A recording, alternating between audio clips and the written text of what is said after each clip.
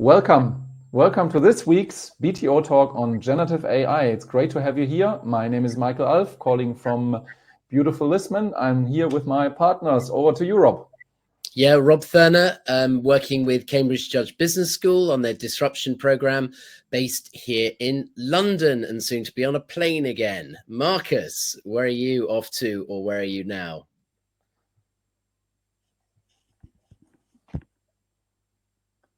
Okay, I think he needs to. Last time I was. Yes, can you hear me now? Coming off a plane, I'm in Singapore for B2B marketing at the National University here, and like my other two partners, the founding partner of Beyond the Obvious. Michael, what are the news this week? Some big news. Yes, as always, we have big news. And this one, I picked one, which is a really interesting one.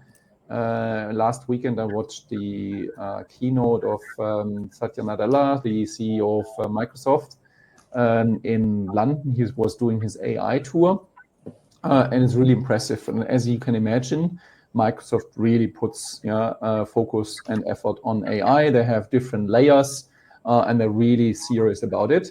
And one of the things which is going to happen within the Copilot is the development of agents. So the idea is that, let's say, kind of normal people can develop agents in the Copilot, in the Office 365 solution. I think that's huge. That also indicates the significance of not only chatbots as the level one, if you like, and agents are the more sophisticated level. We're not going too much into the technical part, but I think it's really interesting, the very, very strong focus. And given that the majority of larger organizations and mid-sized organizations as well are using Office 365 and are Microsoft clients, it will be super relevant. So that's kind of the news on that side. Markus, I think you have something else as well, which I think then leads into our discussion. Yeah, another big piece of news this week was the Google quarterly results, and they are very good. We don't want to talk about financials, but I think what really stole the show from the entire announcement was that they announced that 25% of their coding is done by GenAI. And Google is probably one of the companies with the most coding needs in the world. So it probably is similar to the coding needs of half industries around the world. Mm-hmm. So the question we want to discuss as a panel today for you to become more educated, hopefully, and not only opinionated is, will GenAI help us to code in the future? How much? Should I consider it now, or is there time to wait? And as a hypothesis, I would like us to start with maybe Rob. If Google does replace 25% of coders with GenAI nowadays, how do you think it will look like in 12 months' time? Well, it's fascinating. It's been the case at Google that any new product idea, when the business case is put forward, has had to have AI built into the very heart of the product idea itself, with machine learning and the initial growth and performance of the product. So if you consider other Google products which have developed very quickly based on the volume of data that goes into train the model, take their language recognition models, for example, or image recognition, the growth is phenomenal. And, it's you're looking at exponential growth. So we're looking at 10x growth every 6 months, which is what we're talking about in the development of new product ideas within GenAI. I would think it's quite reasonable to say that that's a similar growth trajectory in the amount of coding that they'll be bringing into the business. The question then becomes, what are they going to do with these coders? Do they release them, their existing engineers, or do they find different roles for them? Michael, what do you think? Yeah, I think this is a fascinating conversation, and I would like to take a step back. If you are not into coding, and listening to us, you might ask, well, why is that relevant? Well, I think the relevance comes from, it is another data point and example how quickly the development is happening. So the development of GenAI, not the development of code. And so therefore you can draw then your conclusions for other areas, especially text and language, the language, which is relevant for all of us. And so that's why it's super relevant. And it's interesting the different opinions, and Google, as one of the leading companies in the world in the technology space, if they talk about 25%, then there is something huge, and it's accelerating, as you said, Rob. So this would then or should trigger every single CIO to rethink how they approach the development. And it's a huge transformational challenge. And you raised a good point. So what's happening then with the 25% of the developers? It's hard to tell, to be honest. There will be a mix depending on your business. That's my perspective. There will be technology businesses who live off technology. They are more likely to kind of reuse and reskill these people for other areas to accelerate their growth. There will be others, let's say we go into logistics, into oil, into other industries. There's a lot of cost pressure. So there's more likely that they actually reduce kind of the development efforts. They say, well, I can save 25% of the development cost. Yes, of course, the best of them will always be used somewhere else and reskilled and upskilled and things like that. But overall, I see these kind of dual development. So if you have areas where you actually improve the business, create an ROI, you of course use them. If you don't have that, and if there's a lot of cost pressure, retail, another one, they are all technology heavy, but they still have this cost pressure. And the CEO usually says, here, CIO, next year, 15% reduction. So that's normal, or 20% reduction. And now the CEOs will start with, dear CIO, I just was at this awareness seminar with BTO, and I learned a lot about it. Please reduce by 30% and be more innovative.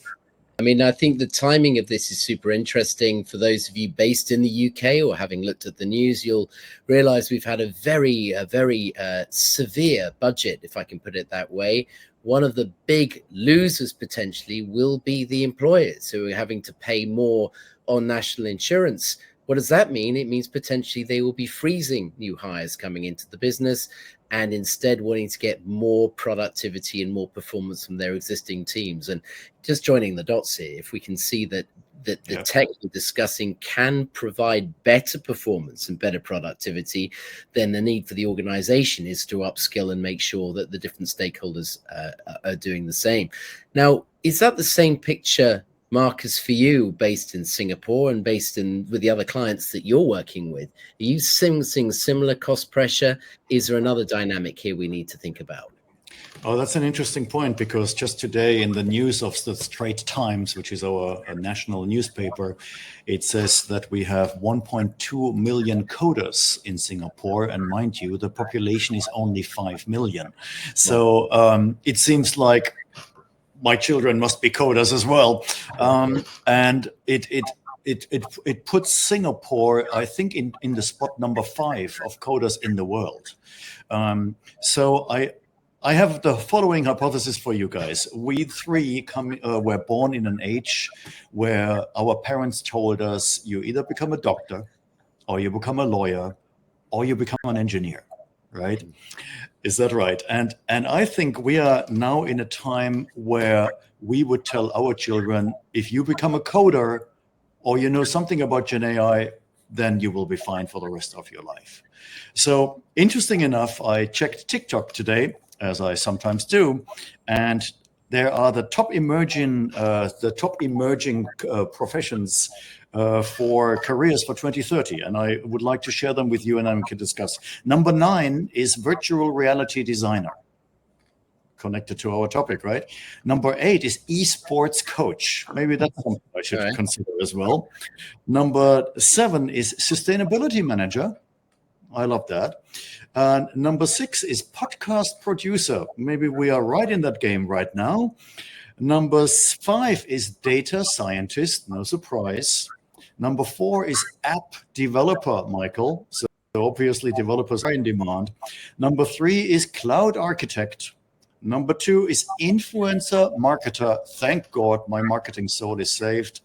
And number 1 is AI trainer. The number 1 job for 2030 is AI trainer.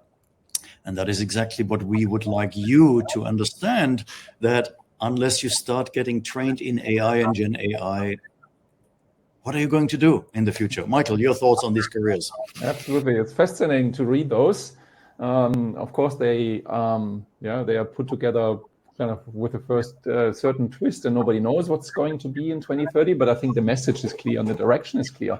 It's most of that is digital. So digital becomes even more relevant. On the flip side, just as a side comment, the whole handyman and plumber and so on, they will be in high demand as well, because this can't be replaced by robots. It's one of the few areas which will be there for quite a while, but the rest is kind of very digital. So we will be even more digital. And one of the things, one of the key skills, when you look at skills, I think I saw that in one of the videos contributions, is really around learning agility. Yes. Which is a huge one. So how do we learn, especially when we are getting older? And it's not about can we do that mentally. It's the problem that we have learned for 30 or 40 years or 50 years. So how do we unlearn, and how do we replace some of what we learned with new things, and not tend to the statement, well, I've always done that. I think that's too simple. But it's like, well, I have my experiences. And like, so that's how it is. The challenge is a lot of these things will be different than they were ever before. So like kind of the coding 25%, it's like staggering numbers. It's like, well, writing articles, writing contribution, writing documents in a better quality than you could ever do. That does something to you. So kind of, Rob, any thoughts on that one? Because I think it's super interesting, Michael. I've just wrapped up the digital disruption program, the last cohort, and the end word with our professor was exactly that education and the shape of education is fundamentally changing.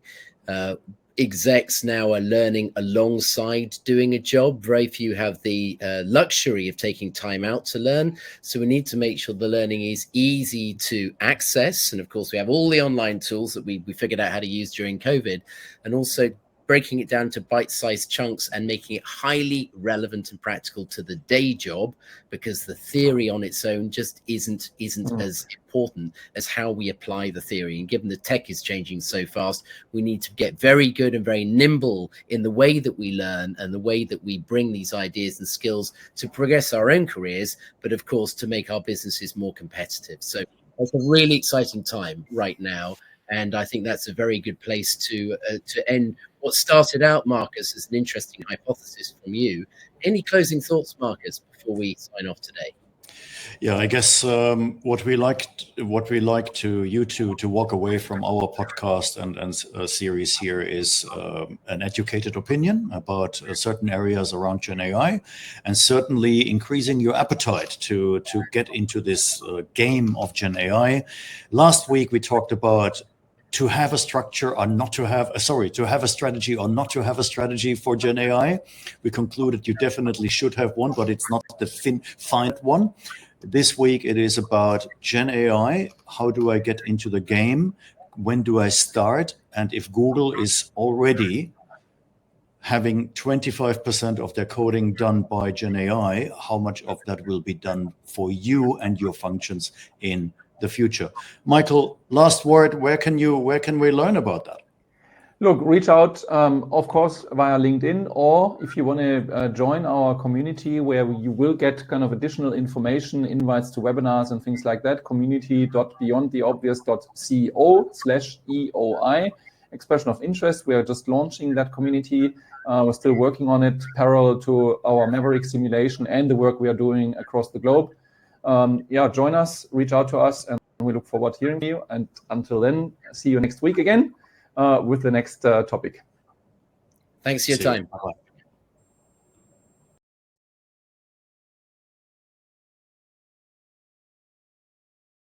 Hmm.